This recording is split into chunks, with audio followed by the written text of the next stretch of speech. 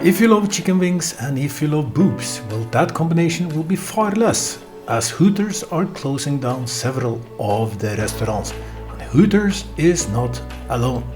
You're listening to the StockInvest.us podcast Trading Tips with Jim as we head into week 26. Last week was a bad sound quality. I'm sorry about that. I was not able to do it in front of the camera and with better equipment. And yesterday, which was Monday, which is the usual day where I make the podcast, I was away as it was national holiday here in Lithuania. So that makes for a Tuesday video instead, but better than nothing. And as you know, I went into NIO more than a week ago. As I posted on the YouTube version, I was able to get NIO in the $1,000 challenge where I try to grow $1,000 as fast as I can. I was able to get into NIO at 427. And as we speak, the $1,000 has grown to $3,499.51. Speed is still slow, but now I think again for the week ahead of us, I think we will see some nice movements. More about that in the end of the podcast. And if you already feel that you like this podcast, well, remember to like it. It will help grow the channel. Grow, of course, means that I hope that you'll subscribe as well. Back to business. Last week was a week where Nasdaq didn't move much at all. Actually, it started the week at 17,689 points, ending the week at 17,689 points, moving barely nothing. A little bit better for Dow Jones, which was up by 1.45%.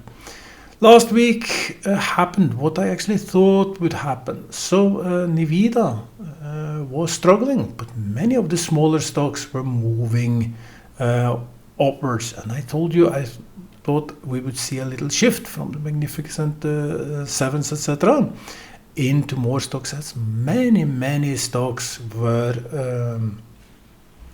low on the relative strength index. They were even oversold and been hammered way too much. And I thought that money would move where they saw better opportunity, meaning that many of the other stocks than the really big ones would finally have a little green week. And if we go back, I also told you that the buy signals, etc., at Nasdaq was low. They were down at 15 last week. And due to several smaller companies again doing good, they're changing everything in the chart starts to look more. They're pushing more buy signals. We are up at 22% buy signals this week. So we're actually up from 15 to 22. Despite of this, everything indicates that Nasdaq most likely will continue downwards. And I will argue a little bit more about that, but everything in the chart indicates that Nasdaq should move down to 17,000 points minimum, and most likely will happen this week. That being said, about buy signals, so we are up at Nasdaq. It's the same case actually for New York Stock Exchange, up to 29. Yesterday Nasdaq was down by just over 1%, I think, 10% down yesterday for Nasdaq, but all my portfolio went actually green. Very happy to see that when Nasdaq is going down. My portfolio was up, but again, that was driven by the main stocks going down. And if you're new, just let's use 1 minute on that. When you look at Nasdaq, it's not checking every single stock, making an average. It is indexed based on the size of the company. So the bigger size, the more impact it will have at the market. So here is my prediction that as we move forward, we will see Nasdaq go down, but several of the companies, because most companies has actually been underperforming over the last 2 years, will now start to pick up pace. One of them I have in the $1,000 challenge where I think we can be in for a nice haul. But again, more about that at the end of the podcast. Oil up $3 last week. I told you I would be recommending oil place to be. I am in oil shares myself. I am in 4 companies, I think, right now, oil-related companies, been moving a little bit in and out. Maybe you remember the last time when oil was really high, I said that I would go down a little bit, and then when oil was down at some $70, I said that I would start to increase a little bit, and I have done that, sitting in 4 oil shares, I believe. Freighters being 2 of them. Oil freighters, because I believe there is money made in that. And I picked those who pay good dividend. And this is some of the argument that I've been making over the last several months is I think markets will struggle a little bit. I would prefer to be where I think it's an upside. I mentioned war. War is very, very hot and seems to be even more hotter as we move forward. Oil and war, super place to be. Anything war related, oil related, these companies will keep paying high dividends as we go. So even if market starts to fall, which should be somewhat natural, these stocks can hold up somewhat good. On top of that, you can get dividend, and the sum is that by the end of the year, you are probably better off than being many other places. Gold, as you know, I love gold, and I think gold will go very high. I bought gold at 1,600. I'm saying 2,500 was the first target. I had that target a little earlier. We are overdue on that target. But new target is more than $3,500. I think gold will push upwards. The argument for this and why I actually will increase my gold share a little bit. And I'm talking physical gold actually here. But it goes for gold companies as well. If you invest into gold-related stocks, there's several of them producing gold. We see that central banks are buying up gold all over. We see a lot of issues around the petrodollars mentioned many times before.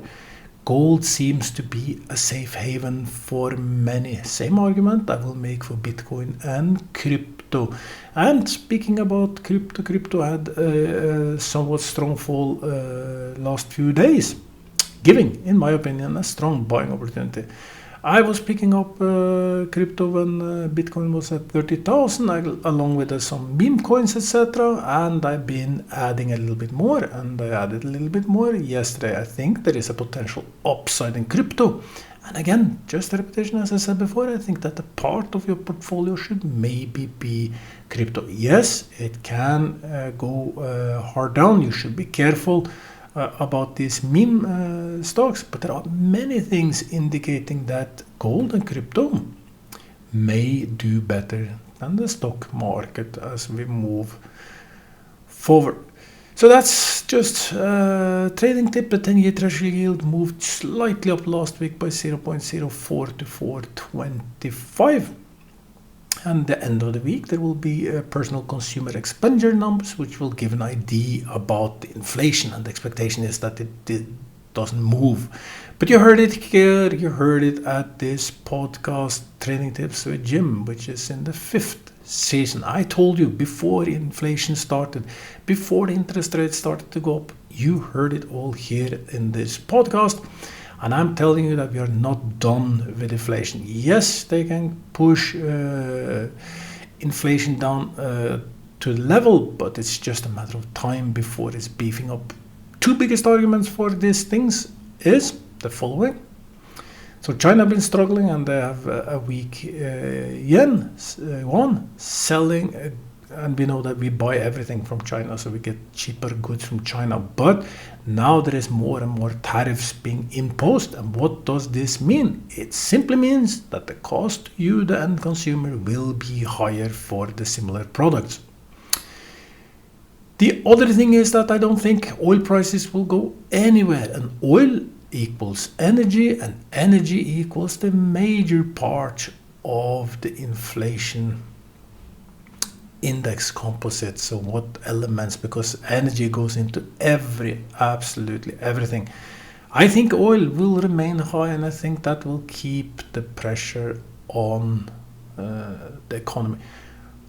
I started this podcast saying that if you love chicken wings and you love boobs, well, it will be less of that option, as Hooters are reducing the amount of restaurants. And that has happened. And you heard it also here in this podcast that would happen as consumer behavior would change. You cannot go year after year with all this inflation, all this increase in cost without things starting. But we are humans, we stick to our habits as long as we can. And suddenly we realize that, okay, we cannot go on Friday to TG Fridays, Chipotle, or wherever we like to go. We have to save, so we go every second Friday. We don't buy Starbucks coffee every single day of the week. We suddenly start with Monday, Wednesday, and enjoy one on Friday. We skip 2 days a week. Happening across absolutely all of this level. I told you this will be the first one to take the huge impact of consumer change in consumer behavior. So that these are places that you for sure do not want to be. We will go into them when they get really hammered, but it's not the time yet. I expect to see even a solid company like Domino Pizza take a fall. And when things get really bad, we will go in to these kind of stocks because there will be an upside. But these stocks will be hammered. They are reorganizing, and of course they are saying that future looks very good. They have to say that's the obligation of the CEO. You cannot say that now everything looks really bad. So you have to pop up whatever you can. But in general, the consumer behavior industry is really changing fast.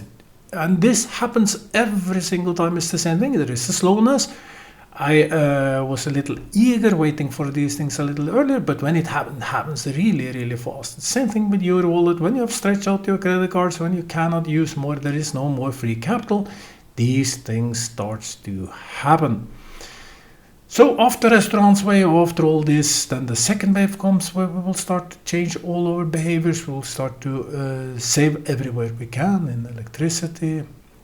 We will drive less. There will be just following up. All of these things will just add to unemployment. Now, Hooters, of course, there is less nice waitress around. They have to try to find job. These numbers will show up in the job claim numbers coming on Thursday, expected to be around 228,000, I think. Will not be expected if they come in higher. And job unemployment rate is ticking upwards. And the stock market like that because too high pressure in the job market means pressure on inflation, but we are in a case where we can have stagflation. So what happens when all of these restaurants shut down? There will be less offer available restaurants. These restaurants will actually increase their prices. Whatever is left of them will increase their prices. In general, we don't see much of these things starting also in Europe, but it's mainly in US. We see this huge fast change in consumer behavior, and that will swap very fast over to Europe. And when things like this happen, when economies are struggling, I think China is in the fourth year or fifth year where they struggle with the economy after having a super growth. Like for decades they had super growth that we could just dream of, lifting millions upon millions upon millions out of poverty, becoming the second supernation of the world. Actually, you can argue that they maybe are the biggest one already. Now they've been struggling a little bit, total natural in all economies, but when economy start to struggle, the typical thing is to create external fuss. Another argument, will not go deep into this time, making Tuesday a better day than that, but usually they start with some external fuss, and that external fuss we already see in Ukraine, we see other places. Huge chance that Taiwan, which didn't come up as early as expected, again will be on the chart. It's still there, and it still can happen very fast. Again, just an argument why you should be in the war industry, because these warmongers, they will just push the agenda until we finally start to change out some of all of these woke ding-dong politicians sitting around. That strong left ideology of violence have been taking a huge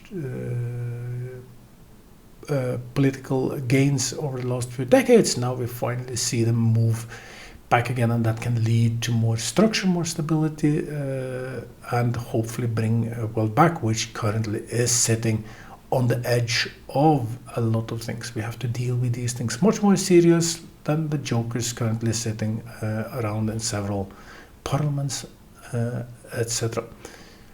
that was enough about politics, but argument to end that up is that I think there is much more to gain in the war industry. As budget has been increased everywhere, these warmongers said, like I said, two maybe 3 years ago, the lights will be shining in ammunition houses day and night as they will work overtime 24/7 to spit out more ammunition, etc. Let's get back to something more optimistic. We are 15 minutes into the podcast. I will not make a long podcast during this week. We will have a few quarter results, but nothing really major. We'll have FedEx today. We will have Carnival Cruise Lines today. On Thursday, we will have Nike. I forgot to say that Wednesday we will have new BlackBerry. Interesting story. That was once upon a time the biggest, absolutely biggest companies of them all. Bad decision not making touchscreen made them irrelevant, and Apple later became the world's most expensive company, now overtaken by NVIDIA. I think they are moving up and down a little bit. Maybe NVIDIA is not after 3 days of losses lately. General Mills will also be on Wednesday, tomorrow, and that will give an indication about consumer behavior. As I said, and I will just repeat that, also when it comes to quarter results, do not pay so much attention to the numbers, because you cannot do much about the numbers now. You can try to, if you really are into accounting, you can read a lot from the numbers, but in general it's what the CEO says, or the COO, depending who is presenting, but it's what it says about the future which is really important. That's where you should read between the lines, because you have to remember they will have to be as positive as they can, but read what they say.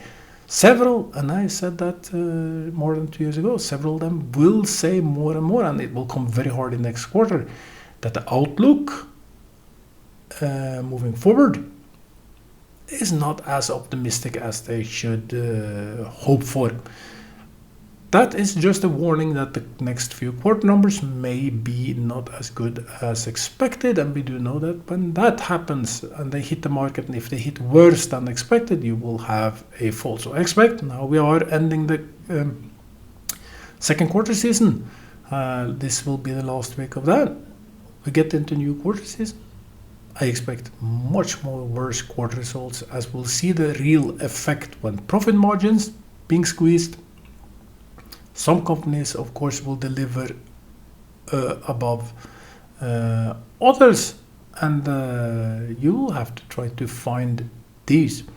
What else is there for this week? Well, there will be personal consumer expenditure numbers on Friday, which I just mentioned. These will give you an idea about inflation. Thursday, you will have revised Q1 GDP numbers expected to be 1.4. You will also have the jobless claim numbers. Let's try to sum a little bit up so we can move to the $1,000 challenge. I believe for the week ahead of us, and you can look at the chart as much as you like. I love looking at charts. So you see Nasdaq is in a very nice rising trend.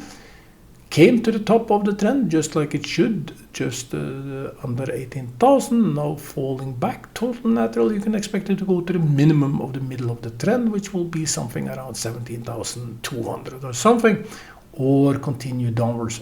Around 16,800 is tons of support. 16,500 will be the bottom of the trend. By the way, that happened to Bitcoin. Bitcoin went from the top of the trend to the exact bottom of the trend at 60,000.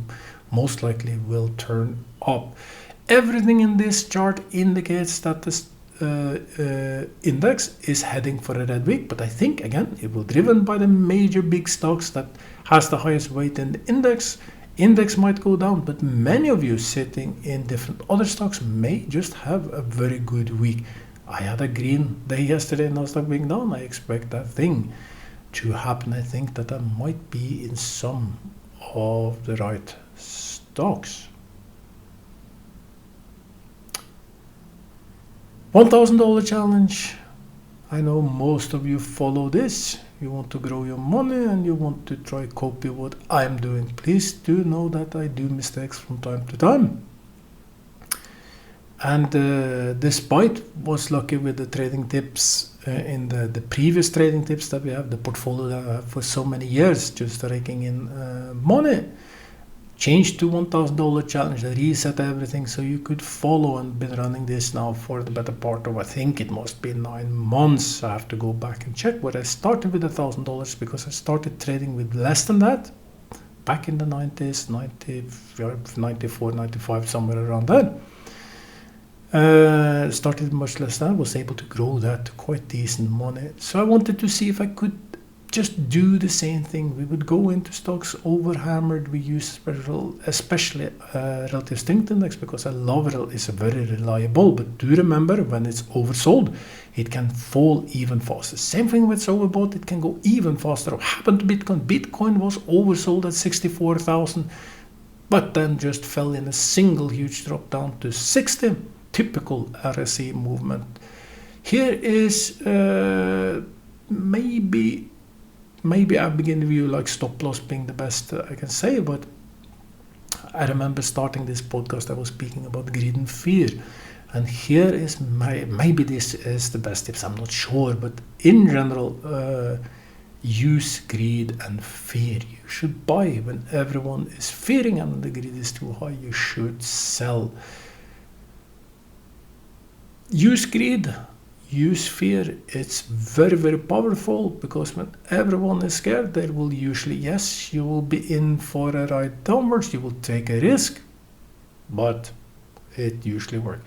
That being said, there is a huge difference between greed and fear when you look at a index moving or a stock moving in a very nice trend upwards. It's not about greed. Greed is when it gets overbought, when it just goes way too fast, like we saw in nvidia. It goes way too fast. Everyone wants to be in. Nobody has a real clue what is the actual substantial value for these things. Same thing when things get oversold. When they get so hardly oversold, there is no logic for the oversold. That is greed and fear. That is the elements, the places where you want to be. The best indicator I ever found to watch this is the relative strength index. Use this, you can make a lot for it. So I started $1,000 actually. We've been in and out of a few stocks. I'm not sure exactly how many. I will have to go and check my account to see all the stocks we've been in. But a week ago, I sold Fate. Actually, it was cut by stop loss, and I said I would get into NIO, and I bought NIO in the morning. I posted also in the YouTube where I bought it for $4.27. NIO currently sitting at $4.44, up $3.98. I told you I thought it wouldn't be much. I didn't expect much at all from NIO, but for the week ahead things look really good. NIO is still in the $1,000 challenge. I will not sell it. I think it's a high chance NIO will do good. 440 or whatever it will open at today, I think it's a good buy. Comes with a huge risk. There will soon be more quarter results coming out. Everything is a risk. There is no free meal. You have to remember that we have tariffs on China. We have all this aggression, this continuous push for aggression. And we know that Europe imposed huge taxes on Chinese import, etc. So it doesn't come for free, but chart-wise and everything, it looks like there might be a nice upside in NIO. So I will be staying in NIO. I will place my stop loss at some time. This is a stock moving very fast and down, so it has to be a wide one, but I think and hope that we will be in for a run. We are at $3,499.51. Hopefully when I get back next week, we will be over $4,000, meaning we made 1,000 go to 4,000 in the journey to really make this grow fast and big. So far I'm somewhat happy. It's actually a bit slower than I thought, going a little bit slower than I thought, but we are on the move. Hopefully we will not get into a huge loss.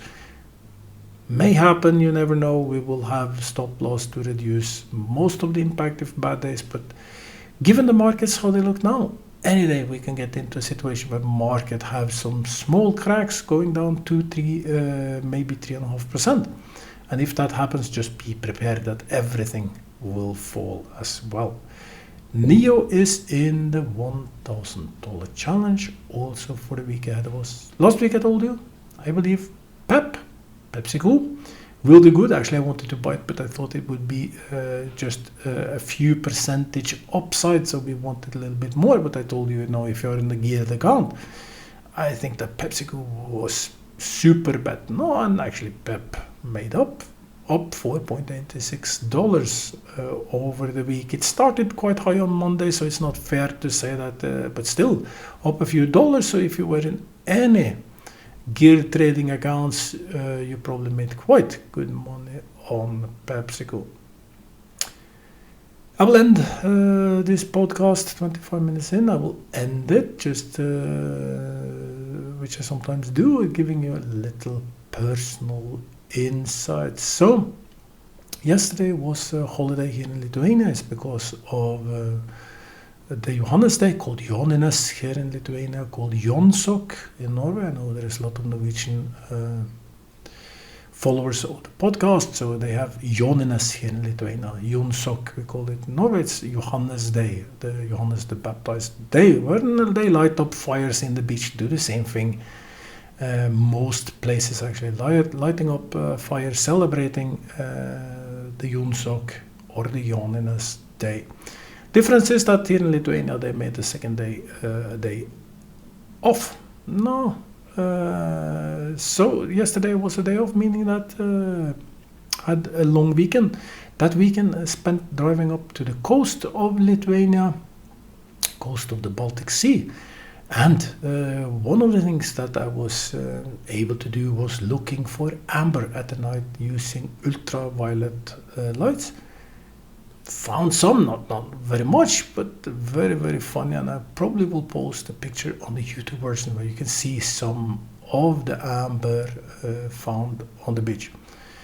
Now, why do I mention this? I hope that you are not just fully focused on stock investing, that you're fully focused on trading, that all your energy goes to this. Remember to harness energy from things you like to do. Get a hobby if you don't have one. Your life view will expand. The content of your life will increase. In general, it will help you in all possible ways. So that was what I was doing this weekend. I was thinking to say one more thing before ending the podcast. At stockinvest.us, we have put up a chat booth. This booth is getting better by the minute. We work it every day, adding more information to it, making it absolutely top notch. It will give you some strange answers from time to time. Just expect that happens to all and absolutely all AI related items. So you have still to use your smart mind. But that is one tool that is really good and just getting better. You can try it for free. Go to stockinvest.us. Check down in the right corner, you will find a chat bubble. It's or up at the top it says AI analyst. You can meet it, you can even ask it for a few predictions. We develop in that every day. I also develop a lot of the algorithms behind the AI, helping it to get smarter. Hope to see you there. Check it out. See if you find something useful. You can ask it almost any question, even in your own language.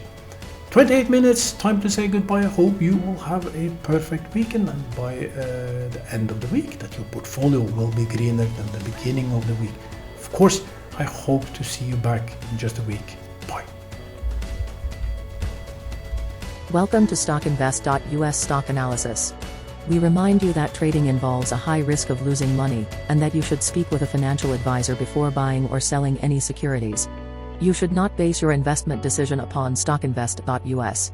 By using the information you agree and are held liable for your own investment decisions.